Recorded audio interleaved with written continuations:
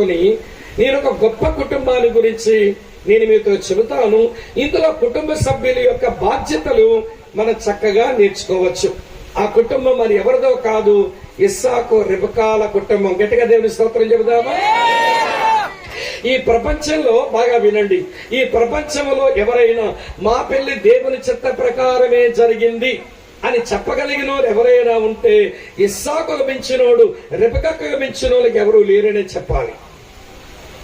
ఇది యెహోవా వల్ల జరిగిన కార్యం, మేమైతే అవునని గాని కాదని గాని చెప్పలేమని అమ్మాయి తాలూకా అన్నదమ్ముడు తండ్రి ఎవరి ఇస్సాకుకు ఈ అమ్మాయినిచ్చి పెళ్లి చేయడానికి సిద్ధపడిపోయినారు.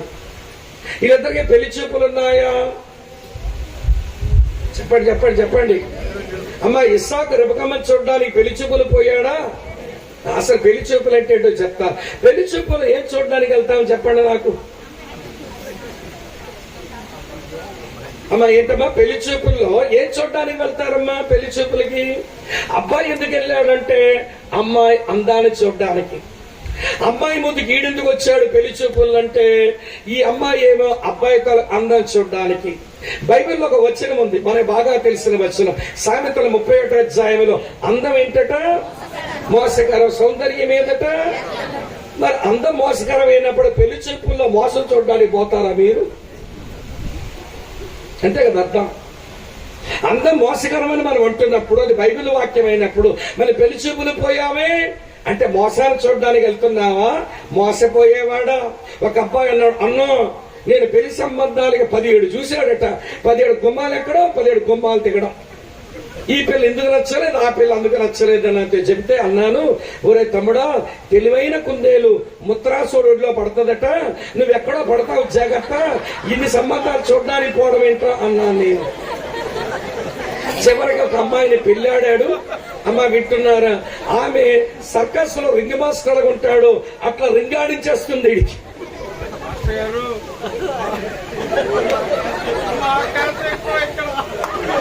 అవునా? ఓరు నా కొంప కొల్లేరు అయిపోయింది, నా కొంప కొల్లేరు అయిపోయింది. అంటే మా వైపు ఇస్తానని చెప్తారు, మీరు అందుకలా పగలబడి అవుతున్నారు. నాకు కదా ఆశ్చర్యం. నన్ను చూసి అయ్యగారు అంటే మేము చాలా తెలివైన వాళ్ళవి అని అన్ని ఇల్లు తిరిగిన వాడు చివరికి నరకం చూపించి అమ్మాయిని పెళ్ళాడు, నేనెందుకు పెళ్ళాడానా అనే పరిస్థితికి వచ్చాయి. కాబట్టి వినండి ప్రియులారా, వినండి. అందం చూసుకోవడానికి కాదు, మారుమనసు పొందిందా, రక్షించబడిందా, సేవలో సహకరిస్తుందా, దేవుల్లో సాగలమా, ఇలాంటి విషయాలు తెలుసుకోవడానికి దైవ సేవకులు సహాయపడతారు. అంతేగాని పిల్ల అందంగా ఉందా లేదా, కట్నం తెచ్చుద్దా లేదా, కానుకలు మోసుకొచ్చుద్దా లేదా, వాళ్ళమ్మా నాన్న కూడబెట్టిందంతా లాక్కొచ్చుద్దా లేదా అని ఇలాంటి చూడడానికి వచ్చావంటే నీ ఇలాంటి దిక్కుమాలినోడు ఇంకోడు లేడు. నాకు తెలియకడుగుతానండి, ఆడవాళ్ళు చెప్పండి అమ్మా, పెళ్ళయిన తర్వాత సంసారానికి కుర్చీలు ఆడు కొనుచ్చుతాడా, మీరు సార్లో పట్టుకెళ్తారా? చెప్పండి చెప్పండి. సార్లో పట్టుకు బీరువా ఎవరు కొని పట్టుకెళ్తారు? ఏం చెప్పరేమో ఆడపిల్లలు, మీరే పట్టుకెళ్తారు. గ్యాస్ బండి ఎవరు కొని పట్టుకెళ్లాలట? ఆడపిల్లే పట్టుకెళ్లాలట. మంచం ఎవరు కొని పెట్టాలట? సారిలో ఆడపిల్లే కొనిపెట్టి తీసుకురావాలి. పరుపు ఎవరు కొని తీసుకురావాలట? ఆడపిల్లే కొని తీసుకురావాలి. దిండులు ఎవరు కొని తీసుకురావాలట? ఆడపిల్లే కొని తీసుకురావాలట. తెలియకడుగుతానండి, సంసారం చేసుకోవడానికి ఒక మంచము పరుపు దిండులే కొనుక్కోవాలని చవటగాడికి పెళ్లి చేసుకుని ఒకేవాడిచ్చాడండి. మీకు అర్థం కాదా? సంసారం చేయడానికి ఒక మంచము, ఒక పరుపు, 2 దిండులే కొనుక్కోలేని చవటగాడికి పెళ్లి చేసుకున్నాక ఎవడిచ్చాడు? ఇస్సాకు ఎంత మంచిదంటే పెళ్లి చూపులు లేవు, వింటున్నారా లేదా? పెళ్లి చూపులు లేవు, కట్ట కానుకల మాటలు లేవు, సారి సీరి మాటలు అంతకంటే లేవు. దేవుని చిత్త ప్రకారం పెళ్లి చేసుకున్నాడు. చెప్పలు కొట్టి స్తోత్రం చెబుదాం. మంచిది, బాగా వినండి, విషయం చెప్తాను. మన పెళ్లిలో దేవుని చిత్త ప్రకారం జరిగితే జరగచ్చు, కానీ మన సంసారం దేవుని చిత్తములోనే ఉంచుకున్నామా అన్నదే ప్రశ్న. మా పెళ్లి దైవ చిత్త ప్రకారం జరిగిందని గొప్పలు చెప్పే మనుషులు ఉంటారు. మంచిది, నీ పెళ్లి దేవుని చిత్త ప్రకారమే జరిగింది, సంతోషం. కానీ నీ సంసారం దేవుని చిత్తములోనే ఉందా? ఇస్సాకు పెళ్లి దేవుని చిత్త ప్రకారమే జరిగింది, కానీ సంసారం ఆయన దేవుని చిత్తములోనే ఉంచుకున్నాడా అది మీతో చెప్పి మిమ్మల్ని ఇంటికి పంపిస్తాను. అసలు ఇస్సాకు గురించి మాట్లాడవలసి వస్తే ఆయన గురించి ఒక్కొక్క అధ్యాయంలో ఒక తలంపు చెప్తాను, వినండి. ఆయన పుట్టింది ఆదికాండం 21వ అధ్యాయంలో. అవునా? ఆదికాండం 21వ అధ్యాయంలో వింటున్నారా లేదా? ఆదికాండం 21వ అధ్యాయంలో అతను పుట్టాడట. అమ్మ చూస్తారా? 6వ వచనం చదువుతాను. అప్పుడు శారా, దేవుడు నాకు నవ్వు కలగ చేసెను, వినివారల్లా నా విషయమై నవ్వుదురు అనెను. అతను పుట్టాడు, ఇంటికి నవ్వు తెచ్చాడు. గట్టిగా చప్పట్లు కొట్టే స్తోత్రం చెబుదామా? అతను పుట్టాడు, ఇంటికి నవ్వు తెచ్చాడు. Praise the lord. మంచి భర్త అన్నమాట. సరే, ముందు పుట్టుకు చూసాం. యవనస్తులైన తర్వాత వాళ్ళ నాన్న కాలు చేతులు కట్టేసి ఆ మోరియా పర్వతం మీద బలిపీఠం కట్టి దాని మీద పడుకోబెడితే పడుకున్నాడు ఈ పిల్లాడు. చదువుతున్నాను చూడండి ప్రియులారా, 9వ వచనం పక్క అధ్యాయం, ఆదికాండం 22:9.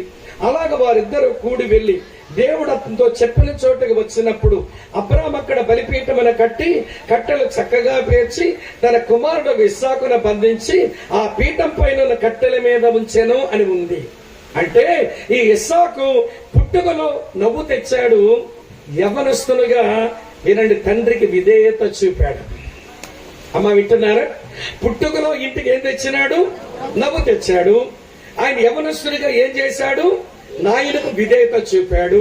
తర్వాత 23వ అధ్యాయం వాళ్ళ అమ్మ చచ్చిపోయింది. దాంట్లో మనం ఏమి చూడలేం ఇస్సాకుని గురించి. కానీ 24వ అధ్యాయంలో అతనికి పెళ్లిడు వచ్చినా గాని, నాయనా నాకు పెళ్లి చెయ్యవా అని ఒక్క మాట ఇస్సాకు అడగలేదు. లేకపోతే నా పెళ్లి చేయవలసిన అవసరత నీకుంది అని పెళ్లికి వచ్చినాడు పిల్లాడు అన్నట్టుగా కూడా ప్రవర్తించలేదు. అంటే తన పెళ్లి విషయానికి వచ్చేసరికి నాయన మీద ఆధారపడ్డాడే తప్ప పిచ్చి పనులు పాడు పనులు చేయలేదు. దేవుని స్తోత్రం చెబుదామా? ఈ రోజులో కొంచెం మూతి మీద చిన్న నూనూగు మీసాలు రాగానే మొదలెడుతున్నారు మనోళ్ళు. ఏంటట, నాన్న అమ్మ ఆ అమ్మాయిని ప్రేమించాను, పెళ్లి చేయాలి మీరు. ఒరే ఒరే ఒరే, వాళ్ళకి మనకి కుదరదురా, మన యేసు ప్రభు నమ్మాము, ఆ పిల్లలు యేసు ప్రభు నమ్మలేదు, విశ్వాసులకి అవిశ్వాసులు కుదరదురా కొడుక, వద్దురంటే చెయ్యరా, అవ్వదురంటే అయితే పోలీస్ స్టేషన్కి వెళ్ళి చేసుకుంటా. నేను మేజర్నే, అమ్మాయి మేజరే. ఎక్కడ చేసుకుంటారట? పోలీస్ స్టేషన్కి వెళ్ళి చేసుకుంటారని. నువ్వు బతికున్నప్పుడే అమ్మా బాబుని చంపేస్తావరా దుర్మార్గుడా? అమ్మా బాబు చచ్చారనుకున్నావా? పోలీస్ స్టేషన్కి వెళ్ళి తల్లిదండ్రుల అంగీకారం లేని పిల్లని పెళ్లాడడానికి బతుకున్నమ్మాలని చంపేసే దుర్మార్గుడు నువ్వు. ఇలాంటి యవనస్తులు ఈ రోజు ఉన్నారు. ఆడపిల్లని తక్కువ తిన్నారా? అమ్మా ఆ పిల్లాడితో నా పెళ్లి చెయ్యాల్సిందే, వస్తే అది మనకు కుదరదే పాప అంటే చెయ్యరా, గ్యాస్ బండి ఇప్పుకుంటాను. ఏమి ఇప్పుకొని చచ్చుద్దటమ్మా? గ్యాస్ బండి ఇప్పుకొని చచ్చిపోద్దట. అమ్మా నాన్న బెదిరించే మాయిదారు ఆడపిల్లలు ఈ సమాజంలో ఇదే కనబడుతున్నారండి. ఈ రోజుల్లో అమ్మా నాన్న బెదిరించే ఆడపిల్లలు, అమ్మా నాన్నల మీద తిరగబడేటువంటి కొడుకులు. ఇస్సాకు దగ్గరికి వచ్చి పెట్టి చూస్తే ఇస్సాకు ఎంత ఉన్నతంగా కనబడతాడో. చప్పట్లు కొట్టి స్తోత్రం చెబుదామా? అర్థమవుతుందండి. బాల్యములో నవ్వు తెచ్చాడు, యవ్వనములో నాన్నకు లోబడ్డాడు. ఏమండి, నడి వయసుకు వచ్చినప్పుడు వివాహం కొరకు నాయన మీద ఆధారపడ్డాడు. 26వ అధ్యాయం దగ్గరికి వచ్చి చూస్తే, వింటున్నారా లేదా మీరు జాగ్రత్తగా? 25వ అధ్యాయం దగ్గరికి వచ్చి చూస్తే ఇస్సాకు భార్య కొరకు ప్రార్థించిన వాడు. చూడండి ఎంత బాగుంటుంది ఈ వచనం. ఆదికాండం 25వ అధ్యాయం 21వ వచనం. ఆదికాండం 24వ అధ్యాయం 25వ అధ్యాయం 21వ వచనం. ఇస్సాకు భార్య గుడ్రాలు గనక అతడు ఆమె విషయమై యెహోవాను వేడుకొనెను. గుడ్రాలయ్యి ఉంది ఎవరు? రిబకా. నువ్వు గుడ్రాలు అయిపోయావు గనక నీ పని మనిషిని కాపురం చేస్తా, లేదా నీ చెల్లుంటే చెల్లిని పిలిపించు, దాన్ని మళ్ళీ పెళ్ళాడతా అనలేదు ఒక మాయిదారు మగాడు లాగా. ఈ రోజున మగాళ్ళు ఎట్లాంటో తెలుసా? భార్య గుడ్రాలై పిల్లలు కలగపోతే వేరొక దాన్ని పిల్లాడు తెచ్చుకుంటాను. మంచి మనిషికి ఒకటే పెళ్లి, పాడు మనిషికి 10 పెళ్లిళ్ళు ఉంటాయి. అమ్మా, మంచి మనిషికి ఒకటే పెళ్లి, పాడు మనిషికి 10 పెళ్లిళ్ళు ఉంటాయి. వింటున్నారా లేదా? ఏమండి, నీవు నీ వలన పిల్లలు కలగలేదు కనుక 10 మనిషిని పెళ్ళాడుతా, లేకపోతే నీ చెల్లుంటే పెళ్ళాడుతా, లేకపోతే వేరొక అమ్మాయిని పెళ్ళాడతా. కానీ నువ్వు గొడ్డాలవయ్యావు కదమ్మా, దేవుడు మన పిల్లనిస్తాడు, ప్రార్థన చేస్తాను అని ప్రార్థించే భర్తలేరి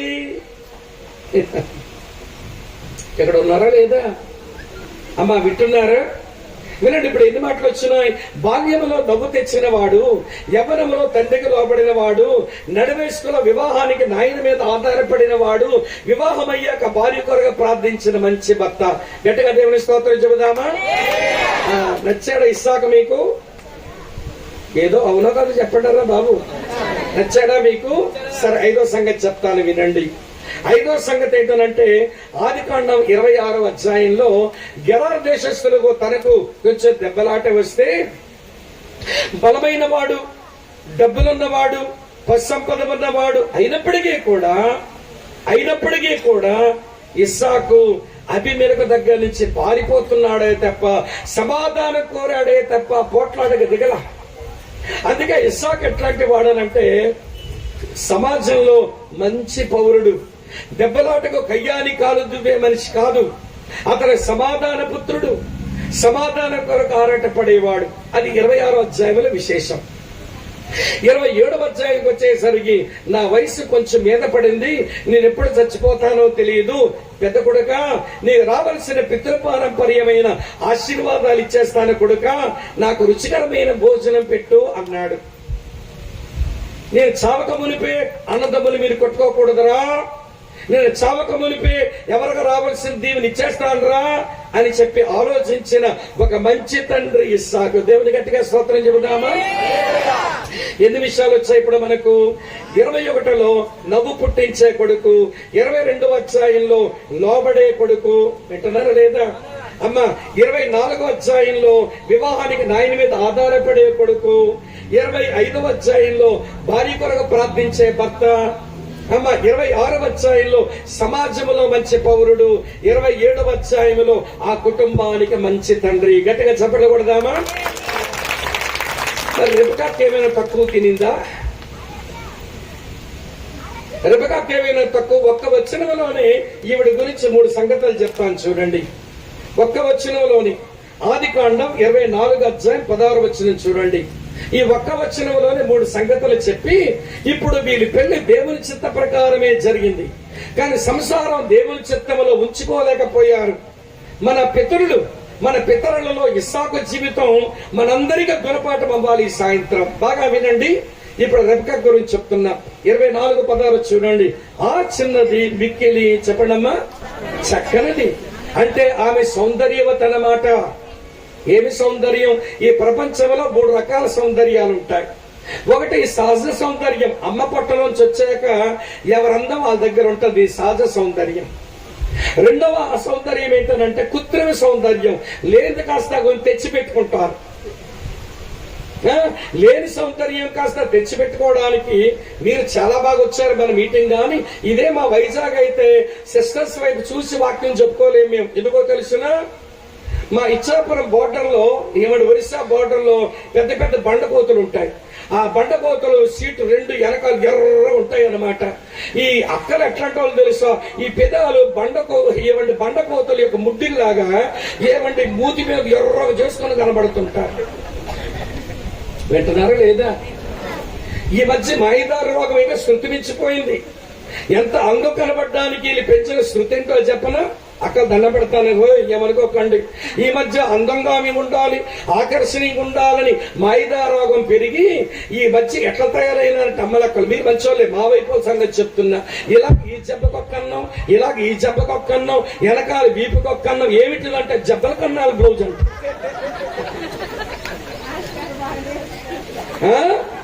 జబ్బల కన్నాల బ్లౌజ్ అట. ఒళ్ళు కప్పుకునే ఆడదే సంసారి, ఒళ్ళు చూపించుకుని ఆడది వేశ్య.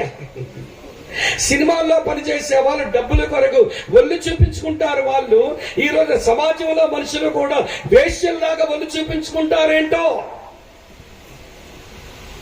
ఇది కృత్రిమమైనటువంటి అందం, ఇవి కృత్రిమమైన సౌందర్యం కొరకు కక్కుర్తి వీళ్ళకి. అమ్మా వింటున్నారా లేదా? ఎన్ని సౌందర్యాలు చెప్పాను? మీ గొంతులు వెలకాయ పడినట్టుంది, స్వరాలు కొంచెం చచ్చిపోయినాయి. అమ్మ వింటున్నారా? సహజ సౌందర్యం, కృత్రిమ సౌందర్యం, మరో సౌందర్యం ఉంది, అది ఆత్మ సంబంధమైన సౌందర్యం. ప్రభు అంటాడు, నేను నా ప్రభావము నీకు అనుగ్రహించడం చేత నీ సౌందర్యం పరిపూర్ణమైపోయింది అని అంటాడు. దేవుని పిల్లల సౌందర్యం ఏంటో తెలుసా? ఆధ్యాత్మిక సౌందర్యం. యేసయ్య గ్రంథం 16వ అధ్యాయం 14వ వచనం చూడండి. దేవుడు అంటాడు, నేను నీకు అనుగ్రహించిన నా ప్రభావ మహిమ చేత నీ సౌందర్యం సంపూర్ణమైపోయింది అంటాడు. అర్థమవుతుందా? ఇప్పుడు రెబెక్క, నేను అనుకుంటాను ఆమె దగ్గర సహజ సౌందర్యం ఉంది, అలాగనే ఆధ్యాత్మిక సౌందర్యం కూడా ఉంది. అందుచేతనే వినండి, దేవుని చిత్తమని జరుగుతుందని అవునని గాని కాదని గాని వాళ్ళ నాన్న అన్నదమ్ముడు చెప్పకపోయి వెళ్తావు పాప అంటే వెళ్ళిపోతానంతే, మారు మాట్లాడకుండా. కనుక రెబెక్క సౌందర్యవంతి ఒకటి. రెండోది ఏంటో తెలుసా? చిన్న బర్గో మాట, ఆమె కన్యక, ఏ పురుషుడును ఆమెను కూడలేదు, ఆమె శీలవతి. సౌందర్యవతి, చెప్పండి, శీలవతి, మంచి క్యారెక్టర్ ఉన్న పిల్ల. అమ్మ అర్థమవుతుంది, ఎక్కువ చెప్పలేం, టైం లేదు కనుక. సౌందర్యవతి, శీలవతి. తర్వాత చూడండి మరొక మాట ఏమి రాస్తుందంటే, ఏముంది అక్కడ చూడండి, మళ్ళీ 16వ వచనంలోనే, ఆమె బావిలోనికి దిగిపోయి కడవను నీళ్లతో నింపి ఎక్కిరాగా ఆమె ఎలియాజరు ఒంటెలకు పనివారికి అందరికీ నిలబెట్టేసింది. ఆమె ఎవరో తెలుసా? శ్రమజీవి. ఈ 3 మాటలు గుర్తుపెట్టుకోండి: సౌందర్యవతి, శీలవతి, శ్రమజీవి. మంచక్క కాదా చెప్పండి, అక్కడ మీరు చెప్పండి, మంచక్క కాదా చెప్పండి, చప్పలు కొట్టండి. రెబెక్కకు ఇలాంటి మంచి ఆమెకు, అలాంటి మంచి అబ్బాయికు దేవుడే పెళ్లి చేసినాడు. వాళ్ళ పెళ్లి దేవుని చిత్తంలో జరిగింది, కానీ సంసారం దేవుని చిత్తంలో సాగల. అందుకని చివరికి వచ్చేసరికి వాళ్ళకి పుట్టిన 2 కొడుకులు ఒకరికి ఒకరి మధ్య భయంకరమైన శత్రు, చంపుకునేటంత శత్రుత్వం. యాకోబు కనబడాలే గాని ఏశావు చంపేద్దామనుకుంటున్నాడు. ఆ కుటుంబంలోని అమ్మ వింటున్నారా లేదా? ఏశావేమో యాకోబుని చంపేద్దామనుకుంటున్నాడు. ప్రేమించే అమ్మ చచ్చిపోయినప్పుడు చిన్న కొడుకు దూరం ఉండవలసి వచ్చింది. కళ్ళు కనబడిన నాన్నకు అమ్మ చిన్న కొడుకు కలిసి మోసం చేసేసినారు.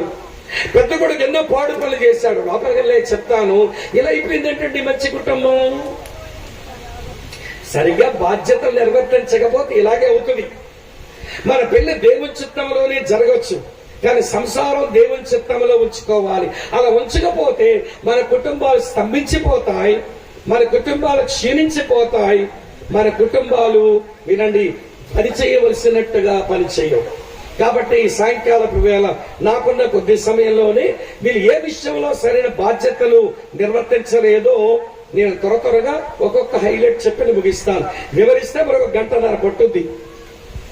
నేను అన్ని చెప్పను కానీ కొంచెం హైలైట్ చెప్తాను. నెంబర్ 1, మొదటి విషయం, ఈ కుటుంబం క్షీణదశకి ఎందుకు వెళ్ళిపోయింది? ఈ కుటుంబం ఎందుకు స్తంభించిపోయింది? ఈ కుటుంబం డిస్ఫంక్షనల్ ఎందుకు అయిపోయింది అంటే మొదటి కారణం, ఈ కుటుంబంలో కుటుంబ సమావేశాలు లేవు. మీరు బైబిల్ అంతా చదవండి. ఇస్సాకు, రెబెక్క, ఏశావు, యాకోబు నలుగురు ఒకే దగ్గర కనబడిన సందర్భం పుట్టినప్పుడు కనబడింది, మళ్ళీ ఎప్పుడూ కనబడలేదు బైబిల్లో. ఇస్సాకు, రెబెక్క కలుస్తారు, మాట్లాడుకుంటారు. అమ్మ ఇస్సాకు, ఏశావు కలుస్తారు, మాట్లాడుకుంటారు. ఇస్సాకు, యాకోబు కలుసుకుంటారు, మాట్లాడుతారు. రెబెక్క, యాకోబు మాట్లాడుకుంటారు. ఏశావు, యాకోబు మాట్లాడుకుంటారు. నలుగురు ఒకే దగ్గరకు వచ్చారా? ఈ ఇంట్లో కుటుంబ సమావేశం ఉందా? ఈ ఫ్యామిలీలో ఫ్యామిలీ గ్యాదరింగ్ ఉందా? ఈ కుటుంబంలో కుటుంబ ప్రార్థన ఉందా? లేదు. అందుకే చివరికి వచ్చేసరికి ఈ కుటుంబం క్షీణ దశకు చేరుకోవలసి వచ్చింది. అవ్వ దేవుని చిత్తములో పెళ్ళైన ఈ దంపతులు వారి సంసారాన్ని వినండి కుక్కలు చింపిన విస్తరణాలు చేసుకున్నారేంటి? అందుకు గల కారణం, ఈ ఇంట్లో కుటుంబ సమావేశం లేదు, అనగా కుటుంబ ప్రార్థన లేదు. ఇప్పుడు మిమ్మల్ని అడుగుతాను, భర్తవైన నీవు నీ భార్య బిడ్డలు కలిసి, భార్యమైన నీవు నీ భర్త పిల్లలు కలిసి దేవుని వాక్యంలో 2 వచనాలు చదువుకొని, ఒక పాట పాడుకొని, కుటుంబం కొరకు ప్రార్థన చేసుకుని, కుటుంబ సమావేశం, కుటుంబ ప్రార్థన మీ ఇంట్లో ఉందా? ఉంటే దేవుని స్తోత్రం చెప్పండి. ఉన్నోళ్ళు అందరూ కాదు. గుణమ ఒక చెయ్యి గుణమే చేసుకుని చేతి హల్లు చెప్పండి. గుడి మీద చేసుకోమని ఎందుకన్నానంటే అబద్ధం అంటే గుండాకి సస్తానని భయంతో అన్న చూపిస్తామని. గుడి మీద చేసుకోమని చెప్పండి. కుటుంబ ప్రార్థన ఉన్న వాళ్ళు తేలిపోయింది రంగు. అన్నదమ్ములారా, భర్తలారా, తండ్రులారా, యజమానులారా వినండి. నువ్వు కుటుంబ యాజకుడివి. భర్త అంటే కుటుంబ యాజక, ఫ్యామిలీ ప్రీస్ట్. యోబు అదే పని చేశాడు, అబ్రాహాం అదే పని చేశాడు, యాకోబు అదే పని చేశాడు. పురుషులే కుటుంబ యాజకులు. భార్యని పిల్లలు కూర్చోబెట్టి దేవుని సన్నిధిలో కనబడడం, ఆ పని పురమాయించడం, ఆ పని నిర్వహించడం అది భర్తదే బాధ్యత. ఒకవేళ భర్త పని చేయలేకపోతే భార్యలు బ్రతిమలాడైనా ఏమండి ఫ్యామిలీ ప్రేర్ చేసుకుందాం రండి, పిల్లలు పడుకోకుంటే రండి, తర్వాత కాకపోతే భోంచేద్దాం మనం ఇద్దరు రండి అని పిలవాలి. గాని నువ్వేమో అమ్మ వింటున్నారా లేదా, నువ్వేమో గబగబా 2 ముద్దల మిందుతో పిల్లలతో కలిసి అతగాడు వచ్చేసరికి ఏమో ఎలుగుబంటిలా గాండ్రించుకుని నిద్రపోతాం. పిల్లలకు బట్టిలాగా అతగాడు వచ్చేసరికి ఏమో నువ్వు గాండ్రించుకుని నిద్రపోతున్నావని ఇక నిన్నెందుకు లేపడమని ఆయన ఒక ముద్ద మింగి అతగాడేమో ఏమంటే సింహంలాగా ఆడు గాండ్రిస్తున్నాడు అటువైపు. మీ ఇల్లంతా పెద్ద జూలా ఉందన్నమాట. అతగాడేమో గాండ్రిస్తున్నాడు, నువ్వేమో ఎలుగుబట్ల గాండ్రిస్తున్నావు. మీ యొక్క భయంకరమైనటువంటి ఏంటంటే దాన్ని ఏమంటారు, స్నోరింగ్స్ తెలుగులో గురకలు. ఏమంటే ఈ గురకల గోలతో మీ పిల్లలు చచ్చిపోతున్నారు. ప్రార్థనేది 4 లేక 5 మీ కుటుంబం అంతా కలిసి కూర్చొని చేసే ప్రార్థన ఏది? ఏమన్నా మదర్ తెరీసమ్మ ఒక మాట అంది, ఏమందో తెలుసా? ఏ కుటుంబం అయితే కలిసి ప్రార్థిస్తుందో ఆ కుటుంబం కలకాలము కలిసి ఉంటుంది. దేవుని స్తోత్రం చెబుదామా? ఏ కుటుంబం అయితే కలిసి ప్రార్థన చేస్తుందో ఆ కుటుంబం కలిసి కలకాలము బతుకుద్ది. ఈరోజు భర్తవైన నీకు, భార్యవైన నీకు, మీ కుటుంబ సభ్యులకు కుటుంబ సమావేశం ఉందా? ఇస్సాకు ఈ తప్పిదమే చేశాడు, బాధ్యత విస్మరించాడు. ఈ 4 ఒకే దగ్గర కూర్చోలేదు, ఎప్పుడు తిప్పలు తెచ్చుకున్నారు. మొదటి విషయం. రెండో విషయం చెప్తాను వినండి. ఈ ఇంటిలో సరైన సంసర్గం లేదు. సంసర్గం అంటే సంభాషణలు. అమ్మ బాగా వినండి, బాగా వినండి. సరైన సంభాషణలు లేవు. ఎందుకు ఆ మాట అంటున్నానంటే, రెబెకా కడుపులో 2 పిల్లల నుండి పెరుగులాడుతుంటే దేవుడు చెప్పాడు, అమ్మా నీ కడుపులో 2 జనపదములకు మూల పురుషులు ఉన్నారు, పెద్దవాడు చిన్నవాడికి దాసుడైపోతాడు అని దేవుడు చెప్పాడుగా తన చిత్తాన్ని. ఈవిడ నోరు తెరిచి చెత్తగాడి చెప్పిందా? చెప్పుంటే పెద్ద కొడుకును దీవించడానికి ఎందుకు పూనుకుంటాడు? పోనీ సరే, చెప్పిందో లేదో బైబిలే చెప్పడం లేదు, నేనైతే చెప్పలేదు అనుకుంటున్నా. పోనీ ఆమె చెప్పిందో లేదో పక్కన పెట్టండి. ఈవిడ పెద్ద కొడుక్కి పితృపారంపర్యమైన ఆశీర్వాదం ఇవ్వడానికి అడవికి వెళ్లి మాంసం తేరా, వండి పెట్టరా, ముద్ద మింది నేను దీవించేస్తాను అన్నాడే, మరి నువ్వు భార్యతో చెప్పావా? పేరెంటల్ బ్లెస్సింగ్, పితృపారంపర్యం వచ్చే ఆశీర్వాదం నువ్వు పెద్ద కొడుకు ఇచ్చేద్దాం అనుకున్నప్పుడు నీ భార్యకి చెప్పాల్సిన పని లేదా? ఈయన గారు ఆవిడతో మాట్లాడు, ఆవిడ గారు ఈయనతో మాట్లాడు. ఇంట్లో మాట్లాడలేవు. చాలా కుటుంబాలు వచ్చే తంటాలవి. ఏమిటి, ఒకరికొకరు మనసు విప్పి మాట్లాడుకోరు. అమ్మా వింటున్నారా? ఒకరితో ఒకరు మనసు విప్పి మాట్లాడుకోరు. నేను రక్షించబడి సేవకు వచ్చిన తొలి రోజుల్లో ఎవరైనా క్రైస్తవులు మనతో ఉంటే సావాసం ఇస్తారు, మనం నేర్చుకుంటాం, మనకేం తెలియదు కదా అని చెప్పి క్రైస్తవులు ఒక లైన్ లో ఉండే గ్రూప్ హౌస్ లో నేను కూడా అద్దెకి తీసుకుని వాళ్ళ మధ్యలో చేరాను. అందులో క్రిస్టియన్ ఫ్యామిలీ ఉంటది. వాళ్ళని మనుషులు అనడం కంటే వినండి, రేసు కుక్కలంటేనే మంచిదేమో. ఎందుకు ఖర్చుకుంటారో అర్థం కాదు. ఏమైందో తెల్లవారు సరే దెబ్బలాట అయింది ఇంట్లో. వింటున్నారా లేదా? నేను బయటకు వచ్చి నాకు బయట ఉదయకాలం ధ్యానం చేసుకుని బైబిల్ నోట్స్ ఏదో రాసుకుంటూ ఉంటే అతగాడు బయటకు వచ్చాడు. వాళ్ళ చిన్నపిల్ల పేరు సుమ. ఒసే సుమా, నేను డ్యూటీకి వెళ్తున్నా మీ అమ్మకి చెప్పే. ఏంది జిమ్మ పడిపోయిందో ఆవిడ చెప్పుకోలేవు. జిమ్మంటే నోరు, మళ్ళీ ఏదో అనుకోలేదు. పల్నాడు ఏం చెప్పలేవా? నీ భార్యతో మాటలు లేవు. పోనీ ఆవిడేమైనా అక్కడి నుంచి ఏమండి పిల్లకి చెప్పి వెళ్ళిపోతున్నారేంటండి, మీకు అసలే షుగరు బీపీ ఉంది, డబ్బులున్నాయి జోబులో, ఎక్కడైనా బాగా టిఫిన్ తినండి, మధ్యాహ్నం డ్యూటీ నుంచి వేగం వచ్చేయండి, మీకు ఇష్టమైన కూర చేసి పెడతాను అని ఉంటే ఆ కొరకరాని కొయ్యగాడు కరిగిపోయి ఉండేవాడుగా. ఈవిడ ఇంట్లోంచి ఏమరుస్తుందో చెప్ప, ఇంట్లోంచి ఈవిడ ఏమరుస్తుందో విశేషమా వినబడిందని చెప్పి వీళ్ళు ఎప్పుడు బాగుపడతారండి? ఆ నాన్న చెప్పిపోతాడు ఎట్లా చూసింది, వాళ్ళ అమ్మరిస్తుంటే ఎట్లా చూసింది. మాటలు లేని అమ్మా నాన్నలు చూస్తే పిల్లల హృదయాలు పగిలిపోతాయి. పరస్పరము మాట్లాడలేకపోని అమ్మా నాన్న చూసి పిల్లల హృదయాలు పగిలిపోతాయి. నువ్వు అలిగి సత్యభామ అయ్యావనుకో, అవు పర్వాలేదు, అలుగుతావుగా అమ్మవి, కానీ ఎంతసేపు ఉంచుకుంటావు అలక. అడిగాడు తిన్నావని, పక్షవాత రోగం వచ్చింది, అలా గూతురిస్తుంది, పక్షవాత రోగం వచ్చింది, నీకేమన్నా తిన్నానంటే చెప్పరాదా? ప్రేమతో వచ్చి అడిగాడు, అలిగిందన్నమాట, మాట్లాడదు. వినండి, దేవుడే మనుషులతో తన సంబంధాన్ని కలిగి ఉండడానికి దేవుడు మాట్లాడాడు. గాడ్ స్పోక్, దేవుడు మాట్లాడాడు. మన సంబంధాలు పటిష్టంగా ఉండాలంటే మనం ఒకరితో ఒకరు చక్కగా మాట్లాడుకోవాలిగా. మరి మౌనం ఎందుకు వెలుబడి చేస్తుంది? ఏ ఇంట్లోనైతే నిశ్శబ్దం నాట్యమాడుతుందో సైతాన్ అక్కడ తాండవిస్తాడు. జాగ్రత్త. ఇక్కడ ఉన్నారా లేదా? ఎప్పుడైనా మీ జీవిత భాగస్వామితో పక్కనే ఉన్నారా? చూడండి ఒకసారి ముఖం చూడ, పర్లేదు ఒక నగరు. ఎప్పుడైనా ఈ మాట చెప్పారు, పోనీ ఈ మీటింగ్ లో చెప్పండి. ఆమె చేపట్టుకోండి ఒకసారి. నీవు నాకు దొరకడం నా భాగ్యం అనండి. అమ్మా ఎవరు చెప్పట్లేదు, చెప్పాలి. నీవు నాకు దొరకడం నా భాగ్యం అని చెప్పగలరా? చూసారా అండి, అది ఎంత ప్రోత్సాహం అండి. నా పెనిమిటి అన్నాడు, నేను అతని భార్యగా దొరకడం నా భాగ్యం అన్నారు. ఎంత ధన్యురాలు నేను. నువ్వు నాకు భర్తగా దొరకడం నా భాగ్యమైన నా భార్య అంది. అబ్బా, నా జీవితం ఎంత ధన్యమైపోయిందని మురిసిపోవలసిన మంచి మాటలు అప్పుడప్పుడు మాట్లాడుకోవాలి. మనకేమో మోగజీవుల్లాగా బొంగబోతు వేసుకుని వింటున్నారు. మాట్లాడుకోవే. ఈ ఇంట్లో మాటలు లేక దెబ్బతింది ఈ కుటుంబం. దేవుని చిత్తములో పెళ్ళైంది కానీ సంసారం దేవుని చిత్తములు ఎందుకు సాగలేదంటే, అమ్మ వింటున్నారా, వీళ్ళింటిలో సరైన సంభాషణలు నడవలేదు కనుక ఈ రోజున నువ్వు భార్యాభర్తగా మీ పిల్లలతో సరిగా మాట్లాడుకోవడం వచ్చినా, సరిగా సంభాషించుకోవడం అలవాటైందా? ఈ కుటుంబానికి దెబ్బతీసింది. అదే ఎక్కువ వివరించలేను, అప్పటికే సమయం అయిపోయింది కనుక మూడో సంగతి చెప్తాను, వినండి. మూడో సంగతి ఏంటంటే, ఈ కుటుంబంలో సరైన ప్రాధాన్యతలు లేవు.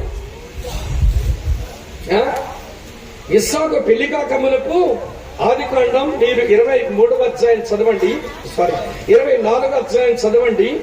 ప్రియులారా, ఆదికాండం 24వ అధ్యాయం చదవండి. 63వ వచనంలో ఇస్సాకు పెళ్లి కాకమునకు చక్కగా దేవుని ధ్యానం చేసుకునేవాడు.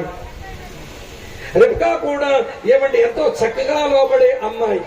కానీ పెళ్ళైన తర్వాత దేవుని చిత్తం చేయటం, దేవునితో మాట్లాడుకోవడం, ప్రార్థన చేసుకోవడం, లోబడ్డం, ఇవి ఇంట్లో ప్రాధాన్యతలు ఉన్నాయంటే అవన్నీ పోయాయి. ఇప్పుడు ఇంటిలో దేనికి ప్రాధాన్యత అంటే, ఈ ఇంటిలో ఉన్న నలుగురు తిండి మీద పడ్డారు. ఈ నలుగురు తిండి మీదే పడ్డారు.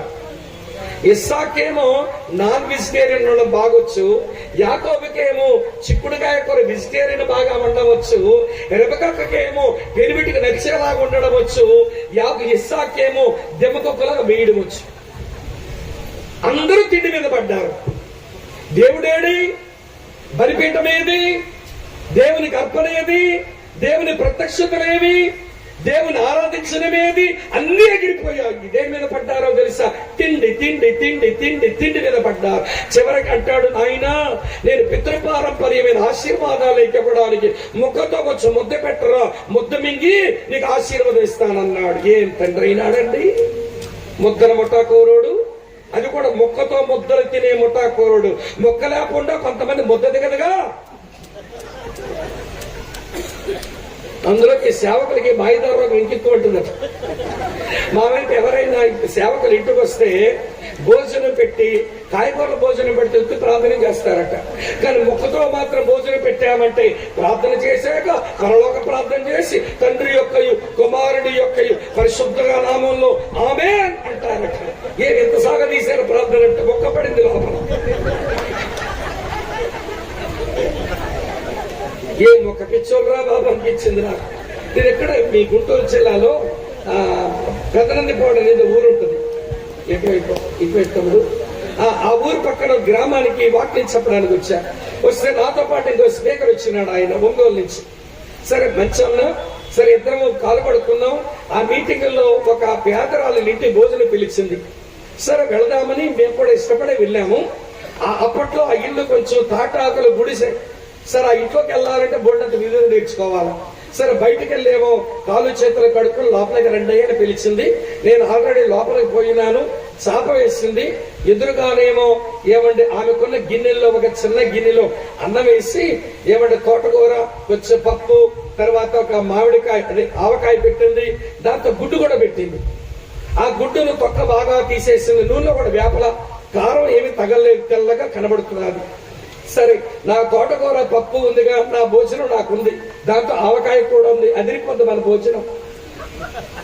ఈ దొరికితే చాలు మా పంట పండినట్టే. పప్పు, ఆవకాయ, తోటకూర పెడితే జీవితం ధన్యమైనట్టే. ఏమండి సరే నా భోజనం నాకుందని కూర్చుని రాడై పెద్ద అయినా అన్న రెండన్నా శనేశ్వరన్ అన్నాను. ఆయనేమో గబగబ వచ్చాడు. కూర్చున్నట్టు ప్రార్థన చేయి అన్నాడు. నేను ప్రార్థన చేసేసాను. తిన్నాను రెడవుతుంటే ఒక్కసారి ప్లేట్ అంతా ఇట్లా చూసి, అమ్మాయి దీని తల్లేది,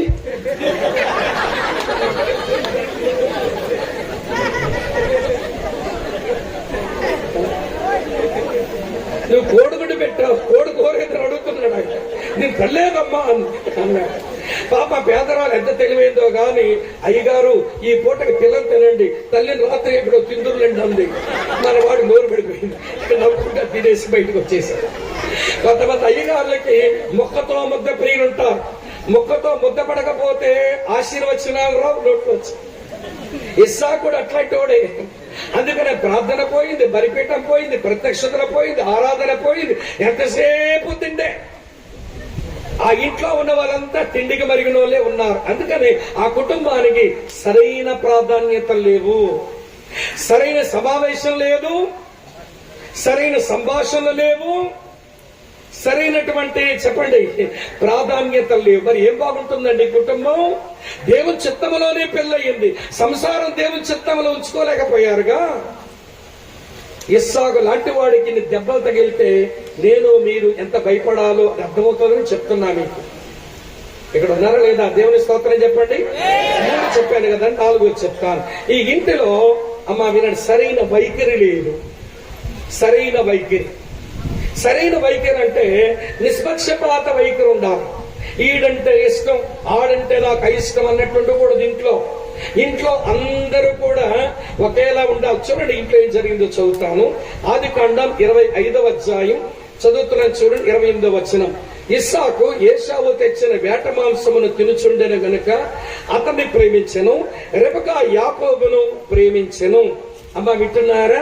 నాన్న కొడుకు పల్ల చెప్పండి ఏంటమ్మా? అమ్మ కొడుకు. ఇలా ఉండొచ్చా? ఇదే పక్షపాత వైఖరి. దేవుని పిల్లల కుటుంబాల్లో నిష్పక్షపాత వైఖరి ఉండాలి. ఈరోజు చాలా కుటుంబాల్లో నాయనేమో అంటాడు, నా కూతురు మా అమ్మ పుట్టేసింది. మీ అమ్మ పుట్టిందా? నరకంలో ఉందో పరలోకంలో ఉందో మళ్ళీ వచ్చి నీకు పుట్టేసిందా మీ అమ్మ? ఎంత బుద్ధి లేని మాటలు మాట్లాడతావయ్యా, మీ అమ్మ పుట్టిందట. అందుకే భార్య కూతురు ఈ పరిచయం అని భార్య పిలిస్తే, ఏ మా అమ్మకి పని చెప్పేస్తావా నువ్వు? మీ అమ్మ ఈ పిల్ల, మీ అమ్మ పుట్టేసిందా నీకు? ఒకవేళ వంశపారంపర్యంగా ఆ జీన్స్ ఉంటాయి కాబట్టి ఆ DNA ఉంటది కనుక మీ అమ్మలాంటి రూపం వస్తే నీ కూతురు రావచ్చు. అంతే తప్ప మా అమ్మ పుట్టేసింది, మా పిల్లకు నువ్వు పంచెత్తి ఒప్పుకోను, నా పిల్ల తిడితే ఒప్పుకోను, నువ్వు నా భార్యవే కాని, నువ్వు ఒక్కడవే కన్నావా? లేకుండా ఈ పిల్లని కొట్టనివ్వడు, తిట్టనివ్వడు, పని చెప్పనివ్వడు, పని చేయించనివ్వడు. మా కన్న, మా బుజ్జి, మా బంగారు, నా లొల్లి, నా కన్న అని కూతురు నెత్తినెత్తుకొని మోస్తాడు. ఒకరోజు అది నెత్తి మీద గుద్దిపోతుంది. వింటున్నారా మీరు? అమ్మ వినండి. ఎవరి కూతురు అంటది? నాన్న కూతురు అంట. ఆ పిల్లగాడు ఏంటో తెలుసా? అమ్మ కొడుకాడు. ఆ నాన్న చదవకపోతే కొడుతుంటే మా నాన్నను కొడతారా, మా నాన్నను తిడతారు. ఇలా పుట్టేశారంట. ఈ నాన్న ఇప్పుడు పుట్టేశాడంట.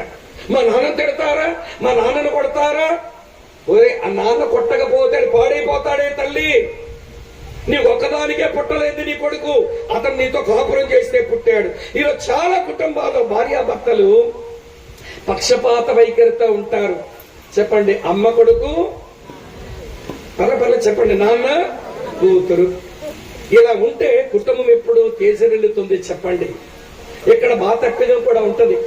సేవకులు తప్పేది ఏంటనంటే, మీ ఇంటికి దర్శించడానికి వచ్చాక మీ పిల్లలు మా ముందుకు రాగానే ఆడిని అడుగుతాం, రే మీకు డాడీ అంటే ఇష్టమా, మీ మమ్మీ అంటే ఇష్టమా? వాళ్ళ అమ్మ దగ్గరగా ఉంటే మా మమ్మీ అంటే ఇష్టం అంకుల్, పాస్టర్ అంకుల్ అంటాడు. అదే నా దగ్గర ఉంటే నాకు డాడీ అంటే ఇష్టం అంకుల్ అంటాడు. ఆడు చిన్నప్పుడే డిప్లొమా నేర్పించేస్తాం మేము. ఆడ గృహదర్శనం చేయడానికి వచ్చాం. ఆడ అమ్మ నువ్వు నాన్న కొడుకువా అమ్మ కొడుకువా, మీ నాన్న అంటే ఇష్టం అమ్మ అంటే ఇష్టం అని ఆ పక్షపాత బుద్ధి సేవకుడమై నువ్వు పెడతావే. చాలా మంది సేవకులు ఈ మాయదారి పని చేస్తారు.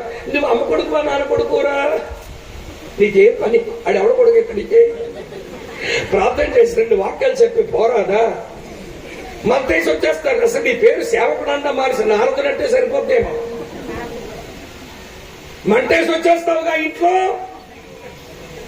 అమ్మ కొడుకువా నాన్న కొడుకువా, ఆడు చెప్పిన మాట నాన్న విన్నాడు, ఆడు అమ్మ కొడుకుని వేసాడు, వాడు పలానాకి ఉండుమంటారు ఎవరా, ఇంతవరకు నా కొడుకునని బలి చెప్పేవాడు అమ్మ కొడుకునన్నావేంట్రా అని వాళ్ళ నాన్నకేమో పిల్లగాడి మీద కోపం. ఇవన్నీ ఎందుకు వచ్చింది అంటారండి. అమ్మ ఇక్కడ ఉన్నారా లేదా మీరంతా? ఇంట్లో ఏమీ లేదు, సరైన వైఖరి లేదు, సరైన వైఖరి లేదు.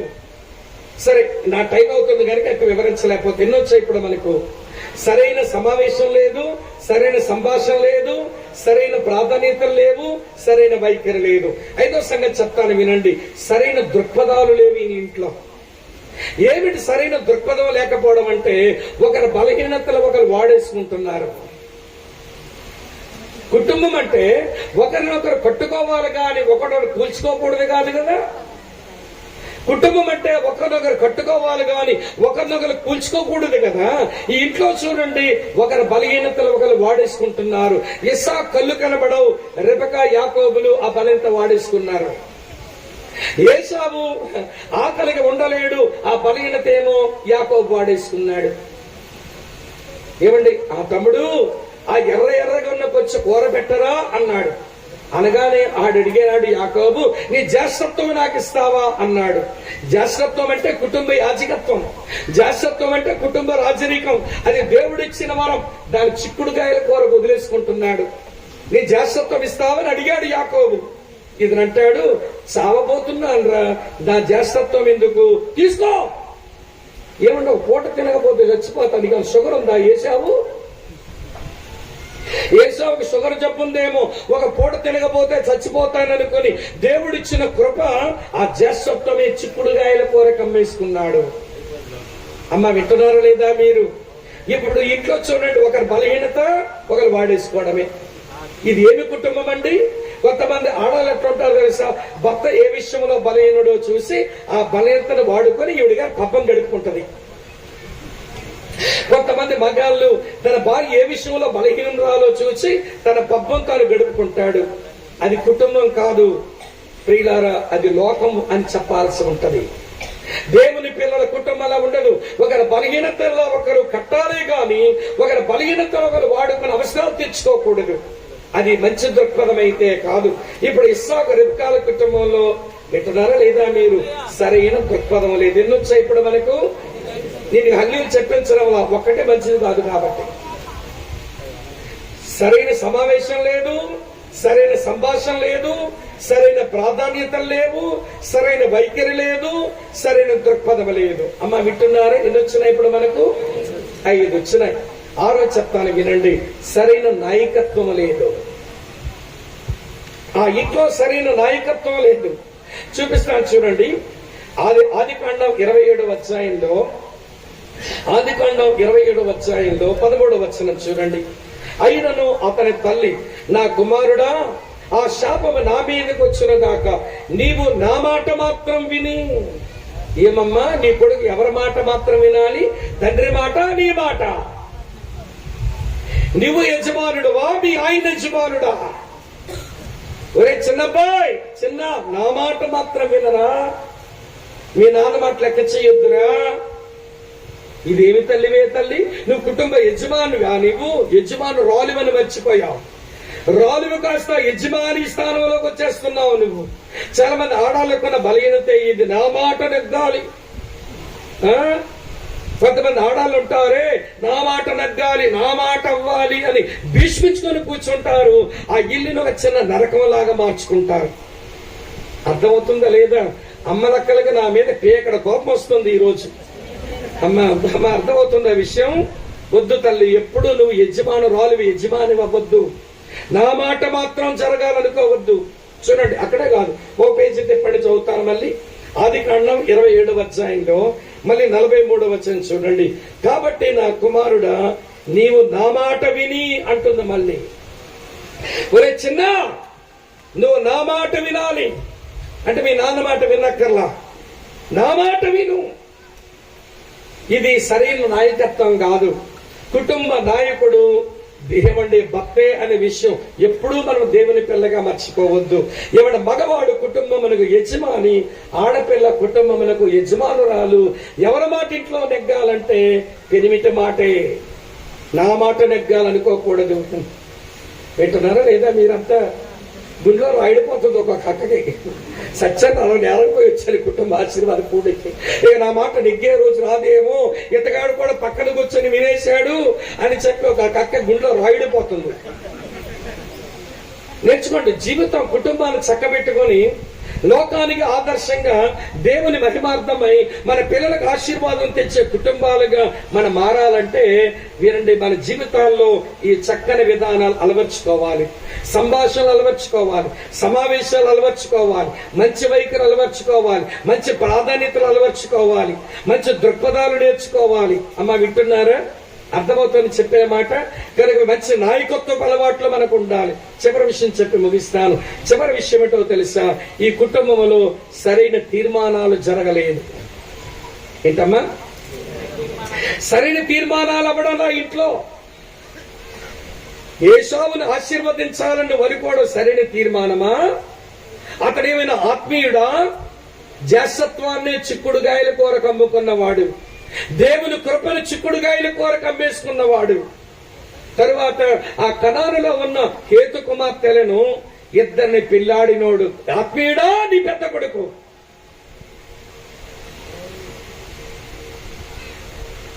దేవుని సన్నిధి దేవుడు లెక్కలేదు. అరణ్యాలు బట్టి తిరుగుతూ హేతు కుమార్తెని పెళ్లి చేసుకుంటూ ఆ కోడల వలన రెపకంటుంది, ఈ హేతు కుమార్తెల వల్ల నా ప్రాణం విసిగిపోయిందండి.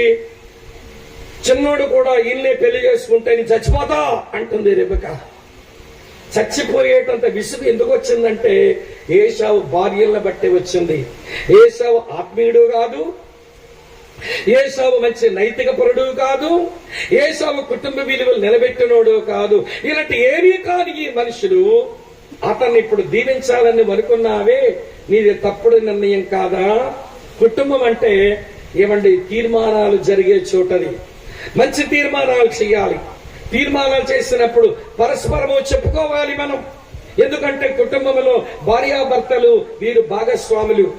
యాకోబు ఒకసారి భార్యల్ని బిడ్డలు పిలిచన్నాడు, మీ నాన్నగారి కటాక్షం నిన్న మొన్న నా మీద ఉన్నట్టు లేదు, నేను మా నాన్నగారి ఇంటికి వెళ్ళిపోదాం అనుకుంటున్నాను, ఏమంటారు అని భార్యా బిడ్డలు సంప్రదించాడు యాకోబు. సునేమీరాలంటుంది, ఏమండి మన ఇంటికి వచ్చున్నవాడు భక్తిగల దైవజనుడిని ఎదుగుతును, అతనికి మన ఇంటి మీద ఏర్పాట్లన్నీ చేద్దామని భర్తతో చెప్పి తీర్మానించుకుంటుంది గనురాలైన స్త్రీ. ఇప్పుడు మిమ్మల్ని అడుగుతున్నాను, ఎప్పుడైనా తీర్మానం చేసినప్పుడు, ఏదైనా చేయడానికి తీర్మానం జరిగినప్పుడు మీరిద్దరూ పరస్పరం మాట్లాడుకుంటున్నారా? కలిసే తీర్మానం చేస్తున్నారా? వినండి ప్రియులారా, ముగించేస్తాను.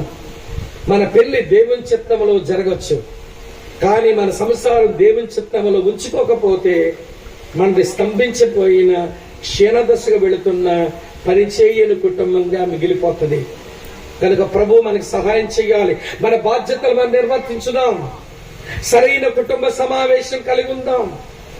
సరైనటువంటి సంభాషణలు కలిసి చేసుకుందాం. సరైనటువంటి ప్రాధాన్యతలు మనం కలిగి ఉందాం. సరైనటువంటి వైఖరిని అలవర్చుకుందాం. సరైనటువంటి దృక్పథాలు లోపల కలిగి ఉందాం. సరైన నాయకత్వాన్ని వహించుదాం. నాయకత్వం కింద ఉందాం. సరైనటువంటి తీర్మానాలు కుటుంబంగా చేద్దాం. అలాంటి బాధ్యతలు ఏ భార్యాభర్త అయితే నిర్వర్తిస్తారో వాళ్ళ ఇల్లు, వారి కుటుంబం ఒక చిన్న పరలోకం. ఇప్పుడు దేవుని స్తోత్రం చెప్తారా? ఈ కుటుంబాల ఆశీర్వాద కూడిక వెనుక దేవునికి ఉన్న ఉద్దేశం అదే. దేవునికి ఉన్న ఉద్దేశం అదే. మన కుటుంబాలన్నీ ఈ భూమి మీద ఒక చిన్న పరలోకంలా ఉండాలి. నా ప్రభు మహిమార్థం చెప్తాను, మీ క్షేమం కొరకు అలా ఉండాలనే పౌరుషం కొరకు చెప్తున్నాను ఈ మాట. నేను మా మెడికల్ కాలేజ్ శ్రీకాకుళంలో మా మెడికల్ కాలేజ్ డైరెక్టర్ గారి ఇంట్లో అద్దెకుండేవాడిని. తర్వాత మేము మందిరం, తర్వాత ఇల్లు అన్ని కట్టుకొని బయటకు వచ్చేసినాం. కానీ అది కూడా 3 సంవత్సరాలు అవుతుంది మే 1 వస్తే. అంతవరకు 14 సంవత్సరాలు వాళ్ళ ఇంట్లోనే ఉన్నాం. ఆయనేమో మెడికల్ కాలేజ్ డైరెక్టర్ గారు, చాలా మంచి డాక్టర్. ఇంకో విశేషం, మా పెళ్లిలో కూడా ఆయన కూడా అన్ని పనులు చేయించాడు మా నాన్నగారిని బట్టి. కాబట్టి ఆ డాక్టర్ గారు అంటే గౌరవం, ఆయనకు కూడా మేమంటే ఇష్టం. అందుకని వాళ్ళ ఇంట్లోనే మమ్మల్ని అద్దెకున్నామంటే నాకు తెలిసి 13-14 సంవత్సరాలు వాళ్ళ ఇంట్లోనే అద్దెకున్నాం. వాళ్ళ తమ్మునికి వాళ్ళ మరదలకి దెబ్బలాట వస్తే వాళ్ళిద్దరినీ పిలిచి, ఒరే మీ కుటుంబం అంటే అర్థం కాలేదు, జీవితం అంటే అర్థం కాలేదు, స్వామి గారి ఇంట్లో మీ భార్యాభర్తలు ఇద్దరు వచ్చి ఒక 2 రోజులు ఉండికొండరా, మీకు జీవితం అంటే తెలుస్తుంది అన్నాడు. మా వైపు అందరికీ ఒక మాట ఉంటుంది, ఎవరైనా కుటుంబాలు బాగలేవంటే స్వామన్యాలు ఇంటికి పంపండి 1 వారం రోజులు అంటారు. మేము పచ్చపక్షపాతాలు పెడతాం వాళ్ళకి. ఏమైనా మేము ఒకరికొకరు ఎలా బ్రతుకుతాము, పిల్లలతో ఎలా వ్యవహరిస్తాము, ప్రార్థనకి ఎలా టైం ఇస్తాము, ఎలాగ మేము చర్చించుకుంటాము విషయాలు, ఇవన్నీ చూస్తే కుటుంబం బతకడం అంటే ఏంటో నేర్చుకుంటారని మా ప్రాంతంలో ఈ నానుడు ఉంది. ఎక్కడైనా కుటుంబాల్లో తగాదాలు వస్తే ఎవరి స్వామన్యాలు ఇంటికి వదిలిపోయాడు 1 వారం రోజులు. నేనంటాను, వినండి, ఈ చక్కని సావాసం, ఈ సత్యాన్వేషణ మన సావాసం పేరు. ఈ సత్యాన్వేషణ సావాసంలో ఎక్కడ ఏ కుటుంబం బాగలేకపోయినా ఆ సత్యాన్వేష సావాసంలో కొన్ని కుటుంబాలు ఉంటాయిరా, వాళ్ళ ఇంటికి పంపండి రా, వాళ్ళ జీవితాలు కట్టబడతాయి. వాళ్ళ కుటుంబంగా బతకడం ఏంటో నేర్చుకున్నారు, వాళ్ళు దేవుని బట్టి బాగా బ్రతుకుతారన్న సాక్ష్యం మనకు మిగిలితే మన ధన్యులం, లేకపోతే మనం అన్యులం. ఏమవుతారిక అది మీ ఇష్టం. అందరూ చూస్తుంటుండగా భార్యాభర్తలు పక్క పక్కన లేచి నిలబడండి, ప్రార్థన చేసుకుని మనం ముగించుకుందాం. చేతులు పట్టుకోండి. ఇప్పటికే చాలా తప్పులు జరిగిపోయినాయి ఇంట్లో. భార్యాభర్తలుగా కుటుంబ సమావేశం కలిగి లేము. భార్యాభర్తలుగా అరమరికలు లేకుండా, దాపరికాలు లేకుండా ప్రేమతో మాట్లాడుకునే సంభాషణలు లేవు. కుటుంబంలో దేవునికి ఇవ్వవలసిన ప్రాధాన్యతలు ఇంట్లో ఇవ్వలేదు. కలుపుసుకోండి, వెంటనే నిలబడ్డవాళ్ళు. భార్యాభర్తలు వచ్చిన వాళ్ళకే అవకాశం, ఒంటరిగా వచ్చిన వాళ్ళు కూర్చొని పోండి. భార్యాభర్తలు ఇద్దరు ఇక్కడ ఉంటే మీరు లేచి నిలబడి ఒకరి చేతులు పట్టుకొని, నువ్వు నాకు భార్యగా దొరకడం నా భాగ్యం అని ఎప్పుడైనా చెప్పావా సోదరుడా? ఏమండి, మీరు నాకు భర్తగా దొరకడం నా భాగ్యం అని ఎప్పుడైనా చెప్పారా సిస్టర్ గారు నీ గురించి? దేవుని వాక్యం పట్టుకొని ఈ వేదిక దగ్గర నిలబడి చెప్తున్నాను, సత్యం చెబుతున్నాను. నా భార్య ఈ మాట నాతో ఎన్నిసార్లు చెప్పుంటుందో లెక్కలేదు, మీరు నాకు భర్తగా దొరకడం నా భాగ్యమని. ప్రియులారా, అనిపిస్తా ఉంటది, చాలదా ఈ సాక్ష్యం భార్య దగ్గర?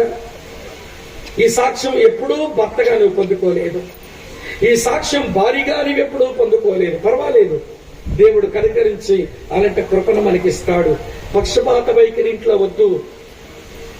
ఒకరి బలహీనతలు ఒకరు వాడుకున్న దృక్పథాలు మనకొద్దు. కుటుంబ నాయకుడు యజమాని, నువ్వు యజమాని రాలువు. యజమానుని చోట్లోకి వెళ్ళిపోవద్దు, ప్రమాదం తెచ్చి పెడతావు తల్లి.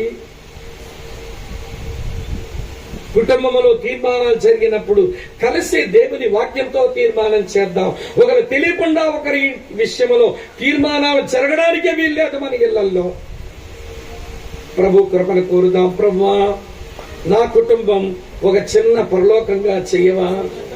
ఏ కుటుంబానికైనా కష్టం ఉంటే నా కుటుంబం దగ్గరికి వచ్చి బాగుపడినట్లుగా నా కుటుంబం ఒక ఆశ్రయపురముగా చెయ్యవా? ప్రార్థన చేసుకుందాం, ప్రార్థన చేసుకుందాం. ఎవరికి వారు భారంగా ప్రార్థన చేసుకోండి. కొంతమంది ఎందుకో చేతులు పట్టుకోవడం లేదు, మోమాటమా? చేయి పట్టు తల్లి, చేయి పట్టుకన్నయ్యా తమ్ముడు. ఇప్పటికే మధ్యలోగా సైతానుడు దూరాడు, లోకము దూరింది. ఇప్పటికే మనం చాలా పరపక్షాలు తెచ్చుకున్నాం, అగాధాలు తెచ్చుకున్నాం. పర్వాలేదు, దేవుడు కట్టడానికే ఈ కూటం పెట్టాడు. వెళ్ళిపోదాం, 5-10 నిమిషాలు మనసు నిలపండి. భారంతో ప్రార్థన చేసుకోండి. నిలబడిన మీ కొరకు దైవజనులు ప్రార్థించి అభిషేకించి పంపిస్తారు. ప్రార్థనలు ఉండాలని కోరుతున్నాను. ఎవరు ఇటు చూడకండి. నీ భార్య చే గట్టిగా చేపట్టు, నీ భర్త చే గట్టిగా పట్టుకో. ప్రభువా, సమావేశాలు పెట్టుకోవడం మా ఇద్దరికి నేర్పించు, సరిగా మాట్లాడుకోవడం మా ఇద్దరికి నేర్పించు, మంచి ప్రాధాన్యతలు ఉండే జీవితాలు మాకివ్వు, మంచి వైఖరి మాకివ్వు, మంచి దృక్పథం మాకివ్వు, మంచి నాయకత్వం మా ఇంట్లో ఉంచు నాయన, మంచిగా తీర్మానాలు చేయటం మాకు నేర్పించండి నాయన అని ఎవరికి వారు మేము భారంగా ప్రార్థన చేస్తున్నాం. కూర్చున్న వాళ్ళు కూడా మీ ఆయన రాలేకపోయాడు తల్లి, ఇంటికి వెళ్ళాకన్నా చెప్పు విషయాలు నేర్చుకున్నవి. నీ భార్య నీతో రాలేకపోయింది తమ్ముడు అనయ్య, ఇంటికి వెళ్ళాక నీ భార్య కన్నా చెప్పే విషయాలు మిట్టుకు మీ కుటుంబం బాగుపడాలి.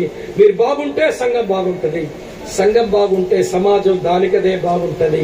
దేవుడు అట్టి కృపను మన కుటుంబాలన్నిటికీ ఇచ్చినట్లుగా దైవజనులు అభిషేకించి అయ్యగారు అమ్మగారు ముందుకు వచ్చి మనందరి కొరకు ప్రార్థన చేస్తారు.